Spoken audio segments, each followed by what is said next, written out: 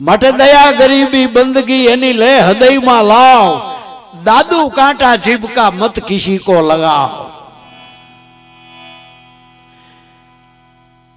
કોઈને તારા જીભના કાંટા લગાડીશ નહીં।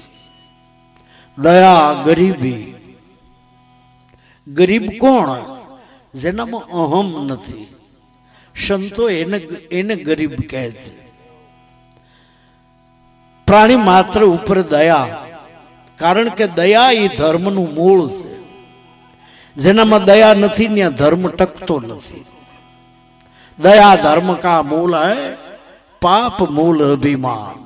અભિમાન થઈ અહમ પાપનું મૂળ। તો દયા ગરીબી બંદગી લે એની લે હૃદયમાં લાવ, દાદુ કાંટા જીભકા મત કિસી કો લગાવ। ભગવાન બુદ્ધ બેઠા છે।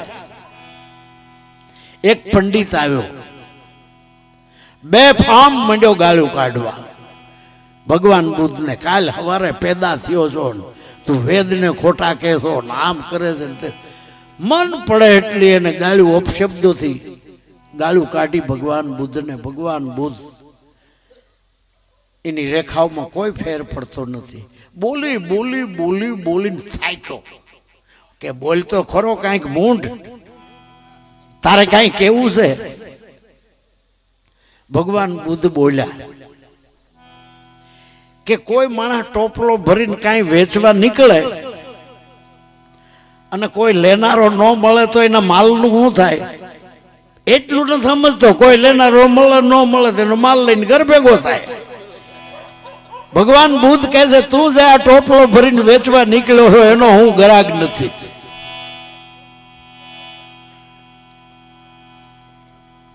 ઈ લઈને તું પાછો જ્યાં આવ્યો ન આવ્યો જા। એટલે દયા ગરીબી બંદગી એટલે આવું બધું જે વાણીનું ઝેર। वाणी हमारी फिर गई यही तन यही देश, खारी शो मीठी भई ये सदगुरु का उपदेश। गुरु करवाथी चामड़ी नो कलर फरतो नथी। गुरु करवा होय तो गैढा होय तो जुवान थवातुं नथी। गुरु करवाथी गरीब होय तो करोड़ोपति थवातुं नथी। गुरु करवाथी खाली भीतरना भाव फरी जाय छे।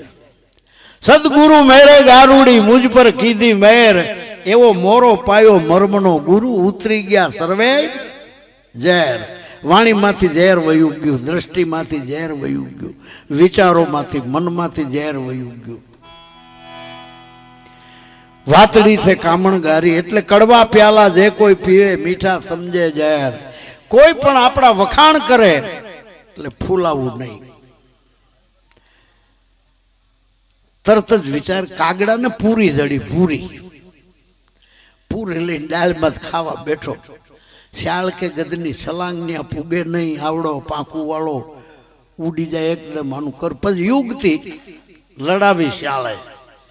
कागड़ा भाई के केदूनु कहेवानुं मन थातुं तुं, पण हवे आज मोको बन्यो कही नाखूं। कागड़ा तो मैं घणाय जोया, पण तमारो सळकाट, तमारू रंग रूप कई खाव जुदी जातना छे। એટલે મને એમ લાગે છે કે તમારો આ સળકાટ ને રૂપ રંગ જોતા મન લાગે તમારી વાણીએ કાંઈક હારી છે। કાગડો ફૂલાણોનો કોક કર્યો એટલે પૂરી પડી ગઈ મોઢામાંથી। ઓલું સાંભળવાય ઊભું ન રહ્યું લઈ એમ કદાચ કોઈ આપણા વખાણ કરે તો સમજી લેવું કે પૂરી પડાવવાના ધંધા નથી ને। અને કોઈ દી પોતાના વખાણ પોતાને કાને સાંભળવા નહીં કે બાપુ માફ કરો, હું એવો નથી। કડવા પ્યાલા કોક જ પીવે, મીઠા સમજે ઝેર। પ્યાસી હોય ભરભર પીવે। જગત ભગત ભેળા વસે છે, ભગત કોને કહીએ? ભગત પણ જો જાણવું હોય તો લોકોના મેણા થઈએ। દુનિયા બોલે એને બોલવા દઈએ, આપણે નામ ભજનમાં રહીએ। दुनिया में दारूडिया की कोई निंदा नहीं करे, जुगारी की निंदा कोई नहीं करे, गुंडो है निंदा कोई, कारण के होबड़ा तोड़ी नाखे। जो बिचारो को भक्ति करे ભગત ની પૂંછડી થયો હાલી નીકળ્યો. ભગત પણ જો જાણવું હોય તો લોકોનો મેણા થઈએ. મીરાએ આ ઝેર પીધા હતા દુનિયાના નંદ્યાના. નરસૈયાએ ઈ ઝેર પીધું. ઈ ઝેર જે પ્યાસી ભરભર પીવે એના ઘટમાં આવે લીલા લહેર. એક જ દાણ નંદ્યા મીરાએ પીધી. રોહિદાસની શિષ્ય થયા પછી માણસોએ પંડિતોએ માથે માછલા ધોયા. કારણ કે રોહિદાસ પાસેથી બોધ લીધા પછી મીરાએ લાજ મૂકી દીધી. હાહરા કે જેઠની કોઈની લાજ કાઢવી બંધ કરી દીધી. રાણાએ થયું રાણાને કે અમારી 7 પેઢીએ નહોતું, અમારી 17 પેઢીએ નહોતું, અમારા કુળમાં કોઈ દી નહોતું. આવું મીરાએ કર્યું. એના માવતરોને બોલાવ્યા. માવતરોને બોલાવીને કીધું કે ભાગ્યું ભાણું કરાહારે જાય. આ તમારી દીકરી અમારે ધોળે ધર્મે જોતી નથી, લઈ જાઓ. રોહિદાસે ગાંડી કરી નાખી. જોવું છે તમારી દીકરીનું રૂપ. આખી કચેરી ભરાઈને બેઠી છે. એક બાજુ માવતરનો પક્ષ, બીજી બાજુ હાહરાનો પક્ષ. મીરા ઉગાડે મોઢે હાથમાં રામસાગર ને કીર્તાલ લઈને આવે છે. બે પક્ષની વચ્ચે આવીને બેઠી. એકબીજાને કોણિયું મારે હાનું કરે કે જોઈ લ્યો. એના માવતરોને કહે છે હારા કે જુઓ છે શરમ, અમારા ઢીંગલા જેવા રતન બેઠા છે. હારા શેઠ. મીરા કાનો કાન સાંભળે છે. રોહિદાસે ગાંડી કરી નાખી છે. રાણો કે હું છેલ્લી તક આપું, છૂટ છે હજી એક. ઈ કોક જ્ઞાની ને, કોક પંડિત ને, કોક વિદ્વાન ને, કોક બ્રહ્મચારી ને ગુરુ કરે, બાકી આ સમાર ને છોડી દે. તો હજી એક ગુનો જાતો કરી દઉં અને બીજો કોઈ ગુરુ કરે તો એને હાથીની અંબેરી માથે બેહાડી અને રાજ દરબારમાં એનું હામયું કરીને લેવું ના. રોહિદાસ ને મૂકી દે. બધાયની વાતો સાંભળી લીધી. મીરા બોલી,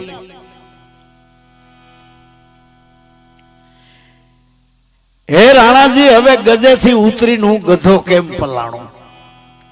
મારા ગુરુએ ગજ એટલે હાથીની અંબેરી માથે મને બેહાડી. ત્યાંથી ઉતરીને તમારા કહેવાથી હું ગધેડા ઉપર કેમ બેહું? તમે જે સંન્યાસી બ્રહ્મચારી પંડિતો કયો છો એને મેં પ્રથમ જોઈ મૂક્યા છે. એમાં ગધેડામાં કોઈ ફેર નથી. એને જો ગુરુ કરું તો ચોક્કસ મારી ઉપર કુદ્રષ્ટિ કરે. તમને જે ચમાર દેખાય છે તો સાક્ષાત મારો પરમાત્મા છે.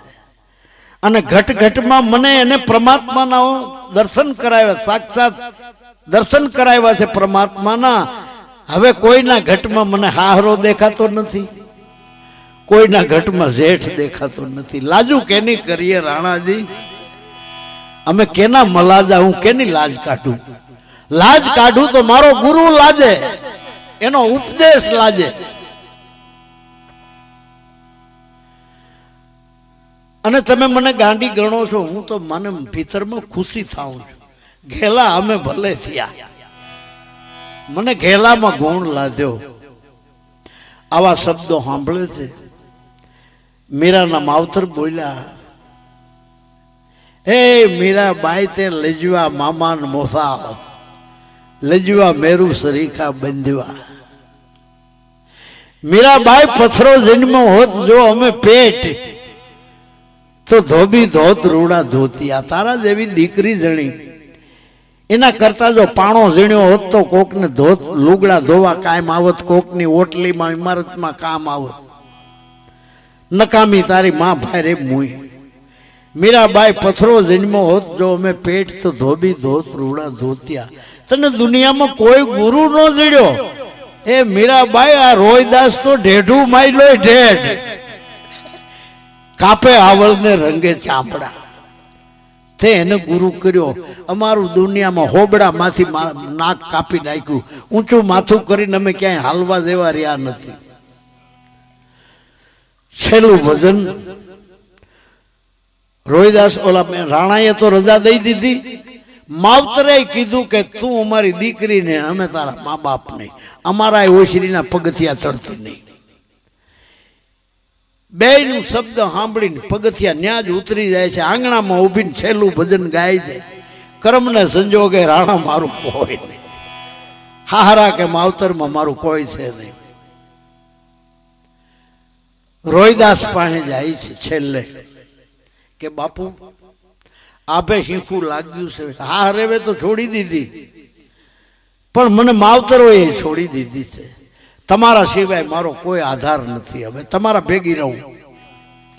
રોહિદાસ કહે છે બેન, મેં તને બોધ કર્યો તે ભેગું રાખવાની શરત નથી કરી. હવે હું તને છેલ્લી ભલામણ કરું છું કે તારી દ્રષ્ટિમાં હજી હારા માવતર કેમ દેખાય છે? જે મેં તને બોધ આપ્યો છે તમારી સુરતામાં રાખો શાલિંગ્રામ. મીરાબાઈ તમે પાછા ઘેર જાઓ, તારા નિજ ઘરમાં હમાઈ જા પાછી તું. એટલે તને હારાય નહીં દેખાય, માવતરે નહીં દેખાય. આ મારી કસોટી કરનારો ઈનો ઈ છે, બીજો નથી. શબ્દો મીરાના, સંત રોહિદાસ ના શબ્દો મીરાએ સાંભળ્યા, એકદમ ખુમારી ચડી મીરા ને. પછી પદ ઘૂઘર બાંધ મીરા ના, પગે ઘૂઘરા બાંધ્યા, મોકળિયું મૂકી અને છેલ્લું ભજન ગાયું, શામ પિયા મેરી રંગ દે ચુનરિયા.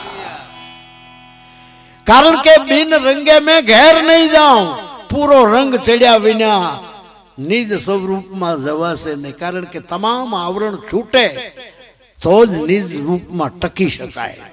બિન રંગે મેં ઘર નહીં જાઉં, બીત જાય ચાહે સારી ઉમરિયા. શામ પિયા મેરી રંગ દે ચુનરિયા.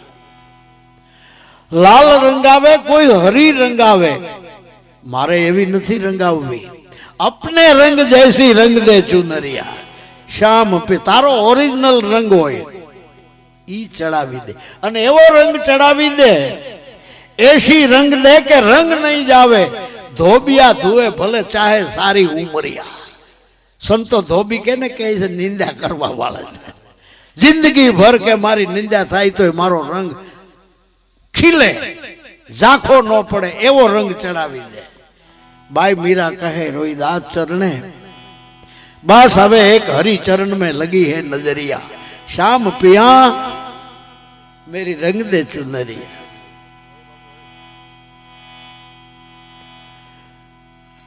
માટે મીરાએ રોહિદાસ ને ગુરુ કર્યા પેલા ઘણા મહાપુરુષોને, પંડિતોને, વિદ્વાનોને બધાને જોઈ જોઈ જોઈ જોઈ જોઈ અને એની દ્રષ્ટિમાં 3 પુરુષો આવ્યા. કોણ કોણ? એક રામાનંદ, બીજા કબીર, ત્રીજા રોહિદાસ. આ 3 એની દ્રષ્ટિમાં આવ્યા. હવે 3માં ગુરુ કેને કરવો ઈ મથામણ ઉપડી. રોહિદાસ ને કબીર બેયનો ગુરુ રામાનંદ.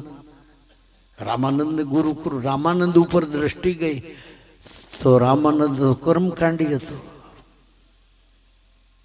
શુદ્ર ને બોધ નતો કરતો. કબીર તો પગમાં લોટીને પીડ્યો ને ભૂલ ભૂલમાં માથે હાથ દઈ દે, ઓલે માની લીધું એકલવ્યની કોડે ગુરુ. અને રોહિદાસ નું એમ જ થયું હોય, કારણ કે શુદ્ર બોધ નતો કરતો. રોહિદાસે એકલવ્યની જેમ એને માન, કારણ કે ઈ જમાનામાં આવા તત્વચિંતક કોઈ હતા નહીં. એટલે રોહિદાસે એને એકલવ્યની ઘોડે મનથી ગુરુ માની લીધા. એટલે મીરાએ રામાનંદને મૂક્યા પડતા. પછી દ્રષ્ટિ આવી કબીર ઉપર કે કબીરને ગુરુ કરવું. કબીરમાં ઈ રૂકાવટ આવી. કબીર જીવાતા લગી હિન્દુ મુસલમાનમાં ઝઘડો ચાલુ રહ્યો. હિન્દુ કે કબીર અમારો છે, મુસલમાન કે કબીર અમારો છે. શું કરવા ઝઘડો રહ્યો? હિન્દુ કહે છે તો તમે તો પાલક પીતા છો.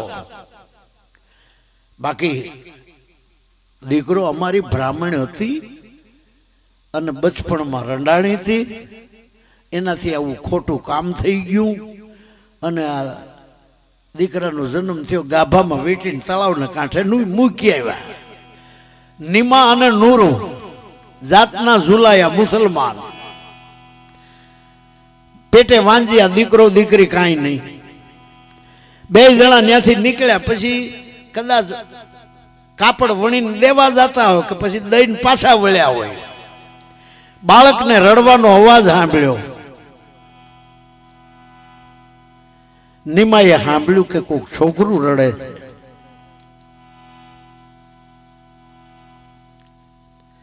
રડવાના અવાજ ઉપર બે જણા હાલ્યા. જ્યાં જુએ તો ગાભામાં વીટેલો છોકરો. નિમાએ ઉપાડી લીધો. ઓહ, આ તો ખુદાની પ્રસાદી, ખુદાની ભેટ. ખુદાએ રૂબરૂ પ્રસાદી આપી. છાતી એમો લઈ લીધો દીકરો, લઈ ગયા ઘીરે, ઉછેરીને મોટો કર્યો કબીરને પાલક પિતા તરીકે. એટલે એને પાલક એટલે કે અમારો છે મુસલમાન. કે તો મુસલમાન કે તમારો હતો તો ના કેવા શું કરવા? તળાવને કાઢે. અમે નો મળ્યા હોત તો એની દશા શું થાત? જિંદગી ભર ઝઘડો ચાલુ રહ્યો. ઠેઠ કબીરને એનું શરીર છોડવું હતું, ત્યાં લગી એનું સબ લેવા હારું હિન્દુ કે અમે લઈ જઈએ, મુસલમાન કે અમે લઈ જઈએ. કબીરે કીધું શિષ્યોને કે મને મગહર લઈ હાલો, મારો દેહ ન્યા છોડવો. પંડિતોની એવી માન્યતા હતી કે કાશીમાં મળે એ સીધા સ્વર્ગે જાય અને મગહરમાં મળે એ નરકમાં જાય. એટલે શિષ્યોને નો સમજાણું, બોલ્યા કે બાપુ આ તમને હું મરવા વખતે બુદ્ધિ ભમી ગઈ કે મગહરમાં મરે એ નરકમાં? કે એ ભ્રમણા તોડવા માટે જ મારે ત્યાં શરીર છોડવું. મેં વાંચ્યું છે એવું. એક રૂમની અંદર કબીર જાય છે કે તમે બે પક્ષ બારા ઉભા રહ્યો, મને શાંતિથી શરીર છોડવા દો. રૂમમાં જઈને પછી જે કાંઈ ઘટના બની હોય, રૂમ ખોલ્યો એટલે ફૂલનો ઢગલો પડ્યો હતો. અડધા ફૂલ લઈ ગયા હિન્દુ, અડધા લઈ ગયા મુસલમાન. એટલે મીરાએ કીધું કે મારે આ સંઘર્ષમાં ઉતરવું ને કબીરને ગુરુ. આ રોહિદાસમાં કાંઈ સંઘર્ષ જ નહીં, કોઈ વાદ વિવાદ જ નથી. રોહિદાસને જઈને એટલું પૂછ્યું મીરાએ કે બાપુ તમે મને ભગવાનના દર્શન કરાવશો? આ પ્રશ્ન કર્યો. તાતા ઉત્તરખંડમાંથી ચમકી વીજળી. રોહિદાસનો ઉત્તર એવો આવ્યો, ઉત્તરખંડમાં નહીં, ઉત્તરખંડમાં આવી આવી અલેખ જગાવ્યો અમારે મળે મોલે ઉત્તર દિશાથી, પ્રશ્નના ઉત્તરમાંથી એવી ચમકારો થયો. ઉત્તરખંડમાં ચમકી વીજળી, એવા ઝરમર વર્ષા મેઘરે ભીંજાઈ ગઈ મારી ચૂંદડી. મીરા કહે છે મારું ભીતર પલાળી દીધું, ગુરુ તરીકે સ્વીકારી લીધા. મીરાએ સંત રોહિદાસને. મહાન વિભૂતિ આ બાઈ બની મીરાબાઈ. આધ્યાત્મિક માર્ગમાં બૈરા કોમની અંદર ફર્સ્ટ નંબર મીરાનો છે. અને સંત રોહિદાસ સંતોમાં ફર્સ્ટ નંબર એનો છે. મર્યા પછી સંત રોહિદાસે પ્રથમ જાલી રાણીને બોધ કર્યો, પછી મીરાને બોધ કર્યો, પછી પ્રેમ ગુરુ તરીકે પીપાવાવનો રાજા પીપો અને એની ઘરવાળી સીતા દેવી, એને પ્રેમ ગુરુ તરીકે રોહિદાસનો સ્વીકાર કર્યો. અને બ્રાહ્મણોના પેટમાં તેલ રેડાણું કે શું આપણું જડા મૂળગ્યું છે? આ ચમાર ઉઠી અને રાજા મહારાજાના ઘરમાં હાથ નાખવા માંડ્યો. રોહિદાસ માથે બ્રાહ્મણ કોપ્યા, અનેક જાતની આને માથે આપતું બધું નાખવા માંડ્યા. કાંઈ કામ ન આવ્યું એટલે કાશી નરેશની આગળ ફરિયાદ કરી કે જે વર્ણ વ્યવસ્થાની થિયરી છે એનો ચડે ચોક ભંગ થઈ રહ્યો છે, તમારા હાથમાં સત્તા છે, તમે રોહિદાસને રોકો. આ રાજા મહારાજાનો ગુરુ થવા માંડ્યો. કાશી નરેશ મને લાગે છે કે સમજ્યું હશે. એને કીધું કે ભક્તિ કરવાનો દરેકનો અધિકાર છે. પરમાત્માના ઘીરે કોઈ ચમાર નથી, કોઈ બ્રાહ્મણ નથી, એટલે એમાં હું હસ્તક્ષેપ કાંઈ કરી શકું નહીં. અને ગુરુ થવા નહીં જતો હોય, લોકો એને ગુરુ કરવા આવતા હશે, એટલે કાંઈ હાલ્યું નહીં કે તો અમારે હાથ ખોટના પારખા કરવા. એની ભક્તિ સાચી કે અમારી, કે ભાઈ એમાં કદાચ હું સાથ આપું. કે રોહિદાસ એનો ભગવાન લઈ આવે, અમે અમારો ભગવાન લઈ આવીએ, અને બેયના ભગવાનને ગંગામાં નાખીને જેનો ભગવાન બુડે એની ભક્તિ ખોટી, અને જેનો ભગવાન તરી જાય એની ભક્તિ સાચી. બે મંજુ રોહિદાસે તો કીધું કે હું હાર જીતથી પર થઈ ગયો છું, જીતવાથી ને હારવાથી. પણ તમે મને પરાણે આમાં નાખો છો, તમે સહી કરું બાપા, પણ શરત એવી કે જે હારી જાય એને માથે ટકા કરવા, મુહ્યું પાડી નાખવી, અને જે જીતે એને ચંદનની પાલખીમાં બેહારી અને કાશીનગરમાં એની શોભાયાત્રા કાઢવી. સયું કરી બે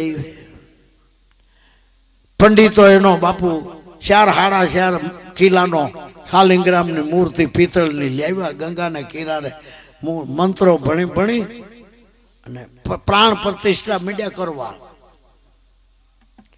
મારું જૂનું ગામ છે પીપરડી, ત્યાં હમણાં સપ્તાહ બેઠી ગામમાં. ત્યાં એક નારણભાઈ મારા શિષ્ય, ગામ વાળે ઓલા સપ્તાહ વાળા પાસે ફરિયાદ કરી કે અમારે અહીં એક ઢેઢ છે, કોઈને માનતો નથી, એને અમે કોઈને ફૂગતા નથી. કે તો બોલાવો અહીંયા, બોલાવ્યો. તમે કોઈ નાના ભાઈ માનું કે અમારો અમે પથ્થરની મૂર્તિમાં અમે પ્રાણ પ્રતિષ્ઠા કરી, તમારી શું વેલ્યુ, તમારી તાકાત શું? નારાયણભાઈ બોલ્યો કે તમે કયો ત્યાંથી મૂર્તિ લાવું પથ્થરની, મારી પાસે 70 વીઘા જમીન છે, તમે જે મૂર્તિ પથ્થરની પ્રાણ પ્રતિષ્ઠા કરો એ મારી હારે મારી વાડી સુધી હાલી ના આવે એટલે 70 વીઘા જમીન તમને સુપ્રત. હું આ પહેરેલ લુગડે નીકળી જાઉં, મારું રાસ રસીલું બધું તમને અર્પણ. મારી વાડી સુધી મારા ભેગી હાલી ના આવે કોઈ દી. તો આ પ્રાણ પ્રતિષ્ઠાનું પ્રમાણ હું બાપુ 4.5 કિલોની પિત્તળની મૂર્તિ પંડિતોએ વારા ફરતી સવા કરી કરીને પ્રાણ પ્રતિષ્ઠા કરી. જેવું મૂકો ગંગાજીમાં શાલિગ્રામ, કઈ પ્રકૃતિ એનો નિયમ છોડે, ડબ કરતો જાતો રહ્યો તળે શાલિગ્રામ, ભૂંડા મોઢા થઈ ગયા. ઊંચી ટંગડી રાખવા સારું કે અમારો બુડ્યો તો રોહિદાસ નો બુડી જાય. કાશી નરેશ ને કે રોહિદાસ ઈ નો મૂકે ગંગામાં. રોહિદાસ કે મારો ભગવાન કોઈ ધાતુ નો નથી, સત્ય છે ઈ મારો શાલિગ્રામ છે. ભગવાન બુદ્ધ કહે છે સત્યમેવ જયતે, સત્યનો સદા જય થાય. અને મારી ગંગા ઈ જ્ઞાન ગંગા ઈ મારી ગંગા છે, અને જ્ઞાન ગંગામાં સત્ય રૂપી શાલિગ્રામ તરે છે. રોહિદાસ નો વિજય થયો. બ્રાહ્મણો ને કીધું કે જાઓ ટકા કરી આવો, મૂછું પાડી આવો, સયું કર્યું. ભૂંડા મોટા થઈ ગયા કે પણ ભાઈ સાહેબ હાવ ટકા કરી માથે તો મુસલમાન થઈ જાય, તો એટલી ચોટલી રાખવા દો કે હું ન કહું. એ રોહિદાસ ને પગે પડો, એ સંત પુરુષ છે, અને કદાચ એને દયા આવે અને સૂટ આપે તો ચોટલી રાખો. બાકી મારા તો અહીં તમે લખ્યું છે, તમે લખાયું, તમે સહીઓ કરી. સંત રોહિદાસ પાસે ગયા પંડિતો. ઈ જમાનામાં કાશીમાં પંડિતોની પાર્લામેન્ટ ભરાતી, અને પંડિતોની પાર્લામેન્ટ જે કાયદો બહાર પાડે એ આખા દેશને લાગુ પડે. હવે રોહિદાસ કે મારો તો સત્ય છે, મારો શાલિગ્રામ છે, જ્ઞાન છે, મારી ગંગા છે. રોહિદાસનો વિજય થયો. સોટલી રાખવાનું રોહિદાસ કહે તો રાખો. પંડિતો બધાય ગયા, પગમાં પડ્યા કે તમારા સિવાય કોઈ આધાર નથી અમારો, અમારા હાથે બંધાણા થઈ. કે તમારું કહેવાનું શું કે હોબડામાંથી કપાઈ ગયું છે અમારું, બાકી નથી રહ્યું કાંઈ, એટલી સોટલી રાખવા દો. રોહિદાસ કે હવે કરગોરો શું રાખો, જાઓ. સોટલી રાખવાની છૂટ આપી, તેદુની સોટલી આલી. હવે સોટલી રાખવાની છૂટ આપી એટલે પંડિતોએ મળીને સંત શિરોમણીનું બિરુદ આપ્યું રોહિદાસ સંત. હવે આ વાત પતી ગઈ. કાશીનગરમાં શોભાયાત્રા કાઢી, રોહિદાસને પાલખીમાં બેહાડી, બધો સમય વીતી ગયા પછી પંડિતોએ એની પછવાડે વાર્તા લખીને, આ વાર્તા મેં વાંચી છે મનહી પૂજા મનહી ધૂપમાં, ભગવાન ઓશો રજનીશનું લખેલું પુસ્તક છે. એમાં એવી એને પહેલે પાને લખ્યું છે कि भारत का आकाश संतों ना सितारों से भरा हुआ है, मगर रोहिदास को मैं ध्रुव तारा कहता हूं. हूं करवा ध्रुव तारो कहूं छू कि आखा भारत मांथी बौद्ध धर्म ने पंडितोए हांकी काढ्यो અને રોહિદાસ આમાં હારી ગયા. રોહિદાસને ડગાવી શક્યા નહીં. એટલે મારી દ્રષ્ટિમાં તો બુદ્ધ કરતાય રોહિદાસ મહાન છે, આવું ભગવાન ઓશો બોલે છે. કેમ કે બુદ્ધને તો ભણાવવા વાળા હતા, સંસ્કારો આપવા વાળા હતા, ઊંચી જ્ઞાતિમાં જન્મ્યો તો. આને તો હવે એક અક્ષર ભણેલો નથી, કોઈ હારા માણસે પાસે બેહવાય નથી દીધો. અને એની પાસે જો આ સંસ્કૃત ભણેલા વેદાંતિઓ ઈ જો હારી જતા હોય. ભગવાન બુદ્ધે તો રાજપાટ છોડ્યું એટલે લોકોને બની ગયું કે આહા. પણ રજનીશ કહે છે કે આ રોહિદાસ પાસે હતું શું થી છોડાય, છોડવા જેવું નહોતું કાંઈ, પણ છોડવાનો પ્રશ્ન જ આવતો નથી. હારી ગયા પછી પંડિતોએ રોહિદાસની એવી વાર્તા લખી કે એ સમાર ક્યાં હતો. આગલા અવતારમાં અમારો બ્રાહ્મણ હતો.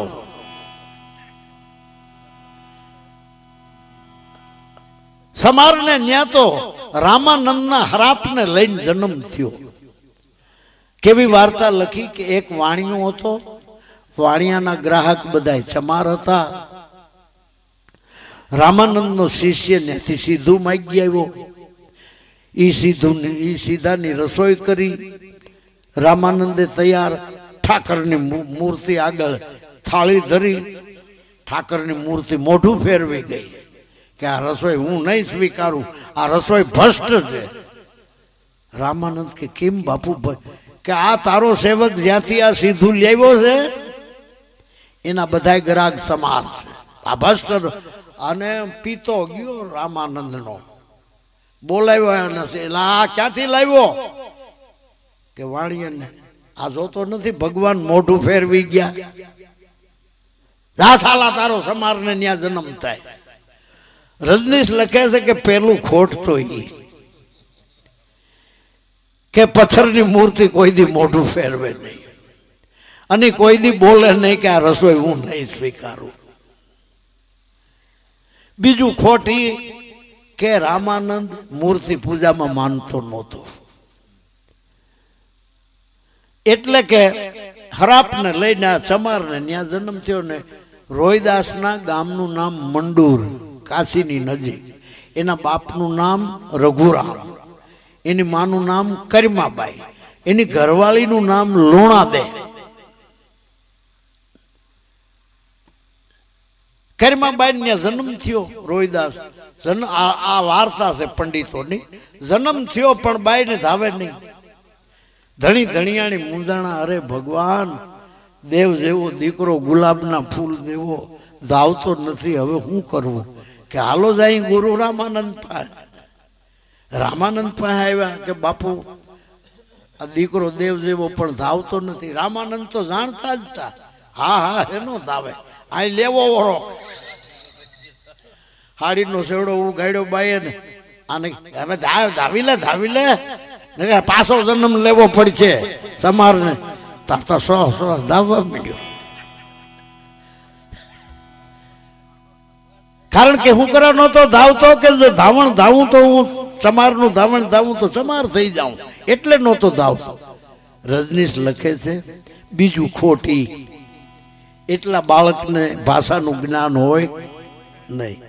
અને સમારનું ધાવણ ધાવવાથી જો સમાર થઈ જવાતું હોય, માં ખાલી માં હોય છે, માં સમાર નથી હોતી કે માં બ્રાહ્મણ નથી હોતી.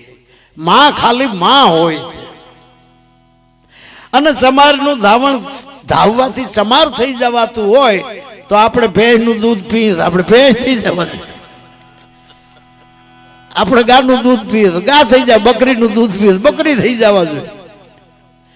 રજનીશ લખે છે કે ત્યાંથી વધારે ખાતરી કરવી હોય થોડુંક ધાવણ લ્યો સમારનું, થોડુંક ધાવણ લ્યો બ્રાહ્મણનું. દુનિયાની કોઈ લેબોરેટરીમાં ટેસ્ટ કરવા મોકલો, દુનિયાની કોઈ લેબોરેટરી રિપોર્ટ નહીં આપી શકે કે આ ધાવણ સમારનું આ ધાવણ બ્રાહ્મણ. એટલે એની ઊંચી ટંગડી રાખવા માટે પંડિતોએ આવી વાર્તા લખી છે. પહોંચી બીજી તો રીતે પહોંચી ક્યાં નહીં. એટલે સત્યમેવ જયતે ભગવાન બુદ્ધનો શબ્દ છે. રોહિદાસ કે છે સત્ય છે એ મારો શાલિગ્રામ છે અને સત્ય છે એ જ ગુરુ છે. સત ગુરુ સત છે એ ગુરુ છે. હવે એ જે સત છે એ શબ્દમાં આવતું નથી. गुरुगम में क्या कहूं लिख कर क्या बताऊं. गुरुगम वहां से अधिक છે. લખવાથી બોલવાથી શબ્દમાં આવે એ સત્ય નથી, બોલવામાં આવે એ પણ સત્ય નથી. ભગવાન બુદ્ધ મૌન થઈ જતા કોઈ સત્યનું પૂછે એટલે. गुरुगम में क्या कहूं लिख कर क्या बताऊं. गुरुगम वहां से अधिक है निस्दिन लागू पाऊं. निस्दिन लागू पाऊं चाह उनकी है मेरे चित्त में. जहां हले न जीबान लेश गुण गांव में कितने. कहे दिन दयाल सब अक्षर से है पारा. दो अक्षर की बीच में भेद सुमाया है सारा. માટે આપણી મૂળ વાણી ઉપર આવીએ. સત સંગ્રામે જે રિયા પગ ખોડી. જેટલા જેટલા એ સત્યનો સંગ્રામ ઉપર પગલા ખોડ્યા છે એને વિપત પડી પણ તોય બંદગી ન છોડી. જેટલા જેટલા એ સત્યના રાહ માથે હાલ્યા છે ઈસુને ખીલા ઠોક્યા છે. મનસૂરને ફૂડીએ ચડાવ્યો છે. સમસ્ત બ્રેજની જીવતા ચામડી ઉતારી. સોક્રેટિસને ઝેર પાયું, મીરાને ઝેર પાયું, નરસૈયાને નાતબાર મૂક્યો, જીવણને જેલમાં પૂર્યો, ગાંધીજીને પિસ્તોલની ગોળીથી માર્યો. ઓલા કબીરને તો પીઠબળ મળી ગયું ધર્મદાસનું. રોહિદાસને પીઠબળ મળવાને બદલે ભયંકર વિપત પડી એટલે કાશી છોડી આપણા સૌરાષ્ટ્રમાં સરસઈ મોણિયા ન્યા આવીને ઘણો સમય ન્યાયને રહેવું પડ્યું. સત્સંગ્રામે જે રિયા પગ ખોડીને વિપત પડી તોય બંદગી ના છોડી. પછી